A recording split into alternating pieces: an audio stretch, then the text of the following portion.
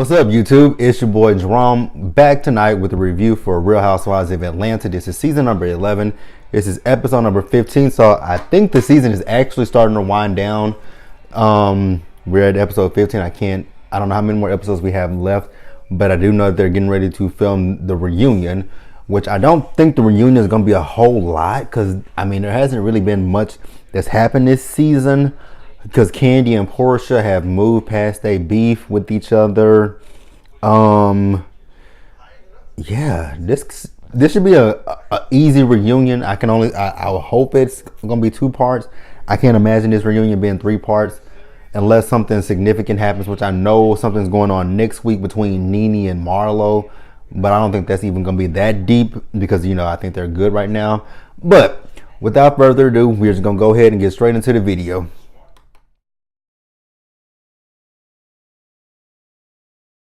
All right, so we're gonna start up with Portia. So we saw Portia. She and Dennis, they went out shopping for the baby. This scene right here alone let me know why I'm not ready to have no kids. Because when they was looking at that baby stroller, and I saw that stroller, when they put up on the screen how much it cost, and it was almost $1,300, I said, "Yep, that's why I ain't got no damn kids right now." Because I'm a little bit selfish. Number 2, I just don't like spending a lot of money. Damn, that's a lot of money. And then Dennis talking about they need 4 of them. I'm like, ooh, 4 of them.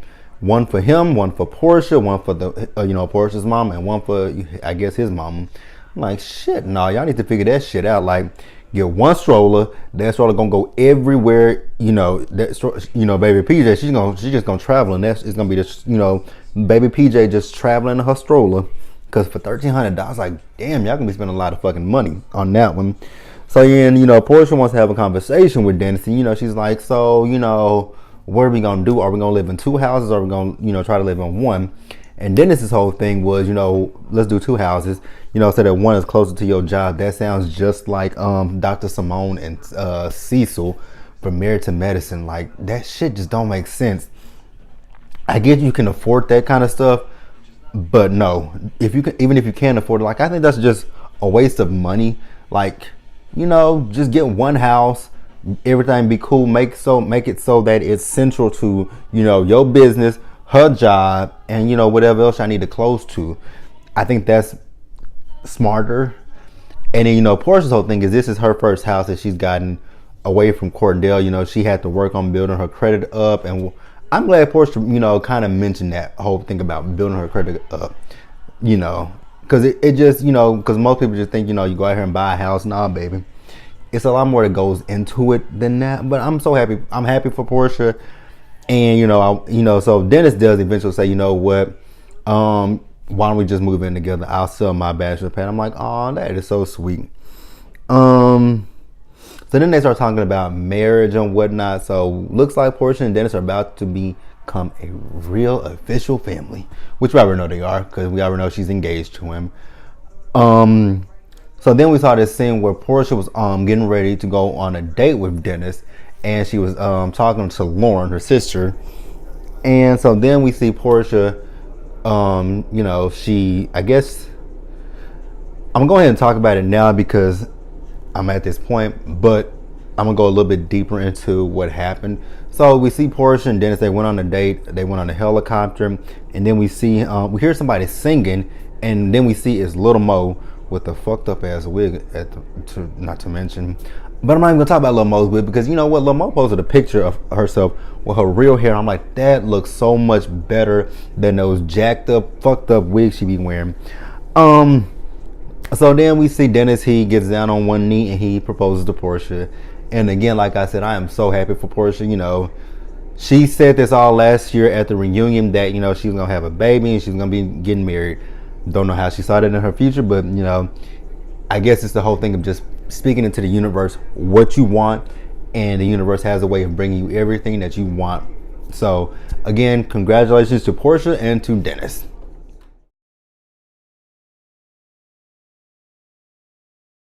All right, I hope that this does not seem rushed because I'm not trying to rush it, but it's All-Star weekend and I'm trying to finish the All-Star game. Thank God right now it's on halftime and my team is down. And if you're watching it, yes, I am a LeBron James fan. Don't come at me about that. Yes, I like LeBron. I know people don't like him, but he's my favorite player. But so yeah, I'm trying to get back to the game. And speaking of the game, I'm a sidetrack because the reason why I was watching the game in between Real Housewives of Atlanta, but I really flipped that shit back on when Don't Be Tardy came on. I'm like, absolutely not. Not gonna sit here and watch Kim and her motherfucking family. Absolutely not. I tweeted like, don't nobody want to watch I love the Golden Girls and the Brady Bunch, but that Golden Girl clan and Brady Bunch clan, can't watch them. Don't understand what they even have a show for. Like she said last season, don't have my own show for however many seasons she's been on this show, however many seasons they've had this show. Don't give a fuck. Don't give a damn. And I sure as hell don't give a shit. I just want to know how they have this show. Whose dick did Corey suck? Did he suck Andy's dick? Did he let Andy fuck him in the ass? Like, what happened? And I'm not trying to be vile or vulgar, but what the fuck did they do to get this motherfucking show? I think we all want to know, what did Kim and Croy do to get this show? That's all I want to know. But back to Real Housewives of Atlanta. I just want to put that out there that Bravo was shady as fuck for putting this shit on right after Real Housewives of Atlanta. I think we all gonna flip it every week because y'all trying to get our views, but fuck y'all. Fuck Kim. And I used to go up for Kim when she was on Real Housewives of Atlanta. Not last season, but seasons prior when she was on. I used to go up for Kim. I used to be neutral when it came to Kim and Nene. I could see both sides. But I was always a fan of Kim, and my best friend was a friend of Nene. So after last season, one on her side, had all no more. But now back to the show. So we see Candy. Candy is back from Tokyo. She's at the the new OLG restaurant. She's asking who's gonna run it. Is the food gonna be similar? They want the food to taste the same across the board with all the restaurants, because I think one of them that they opened, the food didn't taste the same as the original OLG restaurant. Which when I go to Atlanta, I definitely want to try OLG restaurant because I hear mixed reviews about it. I hear people say the food is good, but then I hear people say the food ain't all that so good. So I just want to go out there and try it out for myself. So then, like I said, she was asking when is it going to open, and the guy who they were talking to, he said within the next few weeks. She says is it going to open before my burlesque show. I forgot what he said. But, he dips out, and so then that leaves Candy and Todd there at the top. She tells him about the trip to Tokyo when they went to the temple, and the fortune that she got from the temple and how it was a good fortune, talking about family and business. And, they attributed it to the OLG restaurant. So then they start talking about the surrogacy thing once again. So this time, last time when they were talking about it, Todd was talking about, can he touch the woman's stomach and whatnot. This time Todd has a different, shit, I just grinded my teeth in there.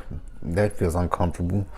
So Todd, he's talking about this time he doesn't want to be involved with the process. And, Candy's like, why don't you want to be involved in the process? And, he gives his answer. And she's like, well, we don't necessarily have to do this. Like, we don't have to do this. He's like, but I don't want to leave the embryos. I don't want to destroy the embryos. So I was actually confused with, what is he saying? You don't want to be involved in the process. Like, these are your kids just as much as they're Candy's kids. So why don't you want to be involved? But, whatever. So then we see Todd and Candy. They're going to Dr. Jackie's office. And Dr. Jackie's going to introduce them to the patient that she worked with who did surrogacy for another family. So, Candy and, mostly Candy, she had her questions like, why did you want to do surrogacy? And, she said she's worked in the OBGYN field. And, she just wants to be there to help families who can't have their own kids, which I think that's kind of sweet. And, Candy asked the question of, what else did she ask the question about? She asked the question of dating. They asked the question about diet. What else did they ask? I forgot what all questions they asked, but I know the main question was, so, how many times have you, also she asked how many times has she done it? And she's only done it the one time. And, Candy's also talking about how, you see it in the movies where the surrogate gets attached to the baby, and then she wants to take the baby. The only way that stuff kind of happens in the movies, and I know it's not 100% real, but when stuff like that happens, is I think it's when it's a husband, say a husband and a wife, when they can't have their own well, when the wife has, she can't carry the baby, and she has no viable eggs, and then they have a surrogate who just gets pregnant with her baby, with her egg, and the husband's sperm. I think so, but like again, movies you just can't take. It's fictional, and I'm not saying that stuff doesn't happen, but I think that's the type of situation. Not what Candy and Todd are facing. Candy and Todd have their own embryo, so it's their baby. She's just carrying it for them. So she's like, yeah, the movies are fake, But I mean, there are instances. Well, I don't know if those are true instances where like I said, you have the woman who carries her own baby. Well, yeah, technically it is her own baby. So the instances where the woman, where the wife, she has no viable. She is, I guess you would say, like either barren or she can't have. Well, technically barren. She's barren, can't have her own kids. Has no eggs or nothing like that. And it's the husband's sperm that is impregnating the other woman's egg to create the baby. But I don't even think that shit is 100% real. But Candy feels good about it. She's gonna go and tell her attorney that they met with her and they to ask her some questions and all that stuff. I'm really happy for Candy and Todd. And speaking of Candy, I know a lot of you guys see in my videos that I've been talking about her being on Celebrity Big Brother. Although Candy did not win any of the competitions on Celebrity Big Brother, Candy did a fantastic job on that show. And that's coming from me, who is a super fan of Big Brother. She did an amazing job. Like, she was she was up for eviction so many times, and she escaped eviction. I don't know how. I guess I can attribute some of it to Tamar. So yeah, shout out to Candy for doing Big Brother. I know that had to be a rough thing for her to do. Like, I watch that show every summer. I audition every year. Never make it anywhere. But we're going to try it again this year and see how far we go this year. But we're going to move on from that.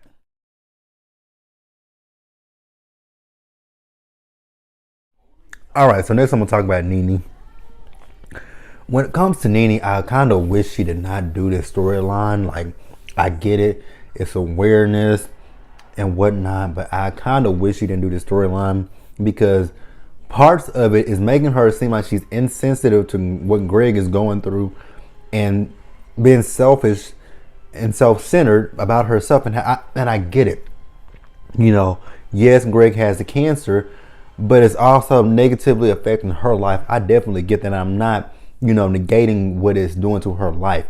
But Greg is the one that is going through it. And when I hear her talking about, what she's going through, and again, nobody's taking away from what she's going through, but I think that she needs to find a support system, an outlet, anything that she can do to be like, what?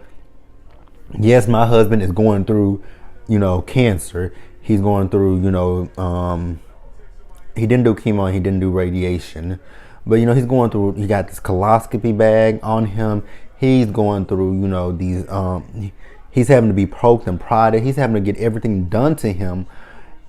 And again, like I said, I'm not negating what she feels, but the way it's coming off on screen is just, it's always me, not Greg. So my heart goes out to her, but I just wish that they had not done this storyline. I wish she had done something completely different. But again, like I said, I know it's awareness, it's bringing awareness to the disease, that the cancer, the disease, but it's just painting her in such a negative light. So we see Nene, she is taking Greg to go to surgery so that they can remove the colostomy bag. I can't pronounce that word well, but they're removing that bag. So they're on their way to the hospital, and Nene is talking to Greg, and she's telling him how she's going through a lot right now. And again, like I said, I get it. I definitely do get that it's taking a toll on her. I think that's why she might need to see someone, have a conversation with somebody. Talk to Cynthia, talk to Marlo, like talk to anybody. just tell them, and I get it. My husband is got a long fight against him, but at the same time, it's draining me physically, mentally, and emotionally. Instead of talking to Greg about it, like, that might put a damper on him. Like, like I said, he is the one that is going through this cancer, and I'm just gonna say it one more time. Like, I just wish that this was not the route that they went with her storyline this season. I do really wish that. So then we see Cynthia. She comes over to the house, and Nene asks her, was she about to go turn a trick? I'm like, cause she got a big head of hair on her. Okay, Nene, if you say so. Whatever.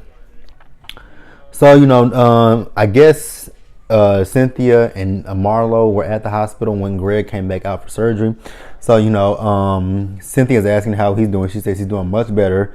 But, the surgery just took a little bit out of him, which I can imagine.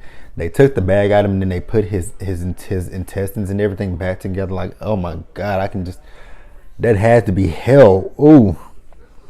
So then, like I said, Marlo, she comes over, and they still talking about it. Then they talk. She's like, "Did y'all see that Portia announced on online that she's pregnant?" And then they talking about how happy they are for Portia.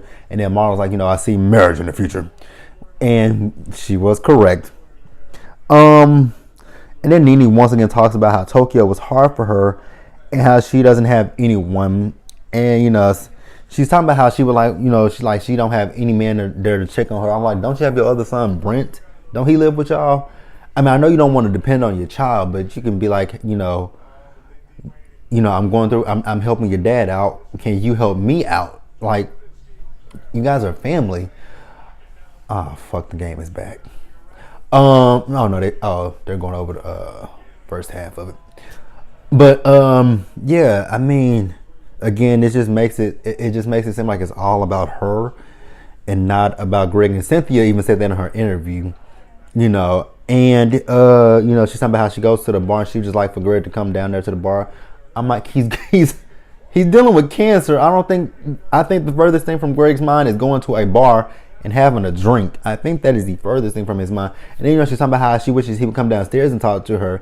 Nene, some days he might just be out of it and he don't want to talk. Like, I think there are ways you can talk to him and get, you can control the conversation. Tell him, Greg, I know, you're not feeling good, but at the same time, you just have to think about how I'm feeling as well.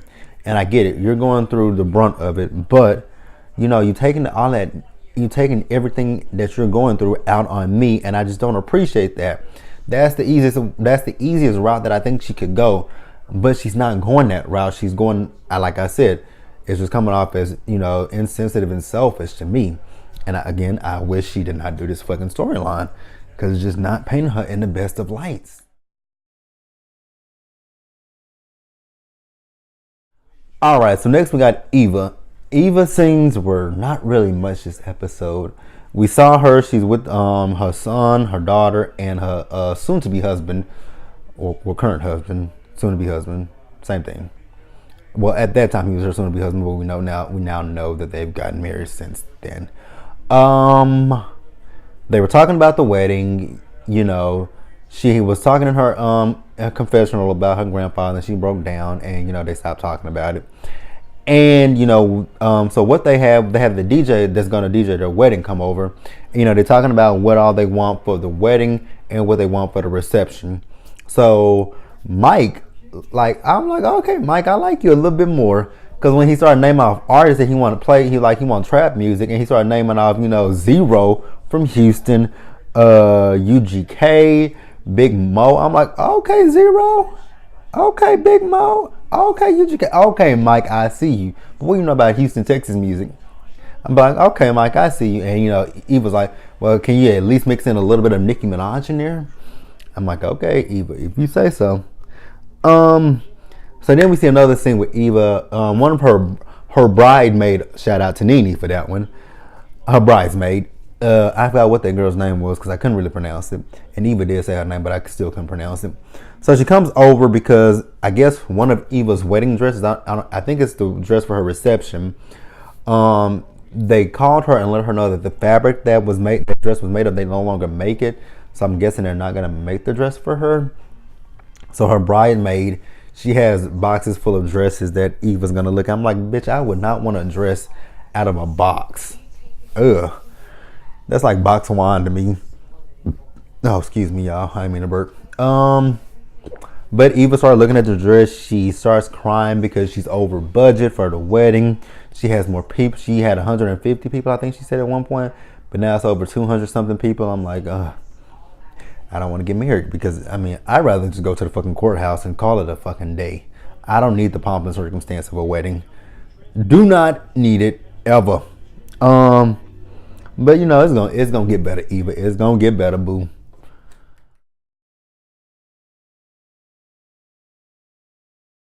All right, you guys, and lastly, we got Shamari DeVoe. So Shamari and Ronnie, they are going out on a date with Portia and Dennis. You know, when they were in Tokyo, Portia was like, you know, she wanted to get to know Shamari a little bit better.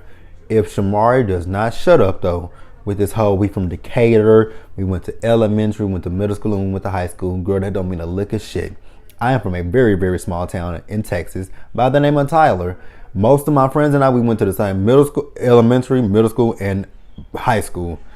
Some of them I do not talk to this, you know, it's not that I don't like them. It's just that we, you know, gotten older and we've grown apart from each other. That does not mean anything. But you know what? If Shamara wants to keep saying that, let her keep saying it. It's wearing thin on me, but whatever. So, you know, Dennis and Ronnie, they in the go-karts, they playing, you know, Ronnie's beating Dennis. Portia and Shamara, they talking, you know, they talking about marriage. And, you know, Shamara's like, well, are y'all gonna get married? And Portia's like, you know, we've talked about it, but hell, I ain't got no ring on my finger right now. So right now it's kind of in limbo.